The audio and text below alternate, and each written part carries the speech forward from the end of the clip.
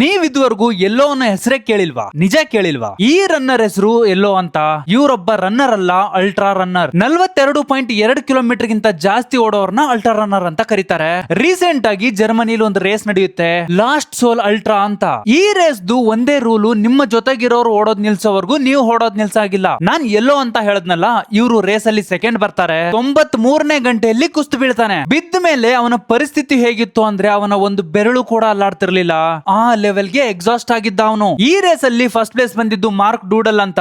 ಇವನಂತ ಭಯಾನಕ ಮನುಷ್ಯನ ನಾನು ಭೂಮಿ ಮೇಲೆ ನೋಡಿಲ್ಲ. ಈ ಮಾರ್ಕ್ ಡೂಡಲ್ ಓಡಿದ್ದು ಬರೋಬ್ಬರಿ 630 ಕಿಲೋಮೀಟರ್, ಅಂದ್ರೆ 94 ಗಂಟೆ. ನಾನ್ ಯಾಕೆ ಫಸ್ಟ್ ಬಂದಿರೋನ ಬಿಟ್ಟು ಸೆಕೆಂಡ್ ಬಂದಿರೋನ ಬಗ್ಗೆ ಮಾತಾಡ್ತಿದೀನಿ ಅನ್ಕೊಂಡ್ರ? ಈ ಎಲ್ಲೋ ಅನ್ನೋನು ತನ್ನ 87ನೇ ಲ್ಯಾಪ್ ಅಲ್ಲಿ ಇದ್ದಾಗ್ಲೇನೆ ನಿಲ್ಲಿಸಬೇಕು ಅನ್ಕೋತಾನೆ. ಬಟ್ ಅವನ ಒಂದು ವಿಲ್ ಪವರ್ 93ನೇ ಲ್ಯಾಪ್ ಕಂಪ್ಲೀಟ್ ಆಗೋವರೆಗೂ ಓಡಿಸುತ್ತೆ. ಬಟ್ ಈ ಎಲ್ಲೋ ತನ್ನ 93ನೇ ಲ್ಯಾಪ್ ಅಲ್ಲಿ ಬಿದ್ದಿದ್ದು ಇಡೀ ಸೋಷಿಯಲ್ ಮೀಡಿಯಾಗೆನೆ ಶಾಕ್ ಕೊಡುತ್ತೆ. ಇನ್ನೊಂದು ಕಡೆ ಇವನ ವಿಲ್ ಪವರ್ ಬಗ್ಗೆ ಎಲ್ಲರೂ ಕೊಂಡಾಡ್ತಿದ್ದಾರೆ. ಮನುಷ್ಯನ್ಗೆ ವಿಲ್ ಪವರ್ ಅನ್ನೋದಿದ್ರೆ ಏನ್ ಬೇಕಾದ್ರೂ ಮಾಡಬಹುದು ಅನ್ನೋದಕ್ಕೆ ಇದೊಂದು ಉದಾಹರಣೆ. ಈ ಎಲ್ಲೋ ಬಗ್ಗೆ ನಿಮ್ಗೆ ಅನ್ಸುತ್ತೆ ಕಮೆಂಟ್ ಬಾಕ್ಸ್ ಅಲ್ಲಿ ತಿಳಿಸಿ. ಈ ಒಂದು ರೀಲ್ ನ ಆದಷ್ಟು ಜನಕ್ಕೆ ಶೇರ್ ಮಾಡಿ. ಅಂಡ್ ಇದೇ ರೀತಿಯ ಹೆಚ್ಚಿನ ಕಂಟೆಂಟ್ ಗಾಗಿ ಫ್ಯಾಕ್ಟ್ ಬಜಾರ್ ಪೇಜ್ ನ ಫಾಲೋ ಮಾಡ್ಕೊಳ್ಳಿ.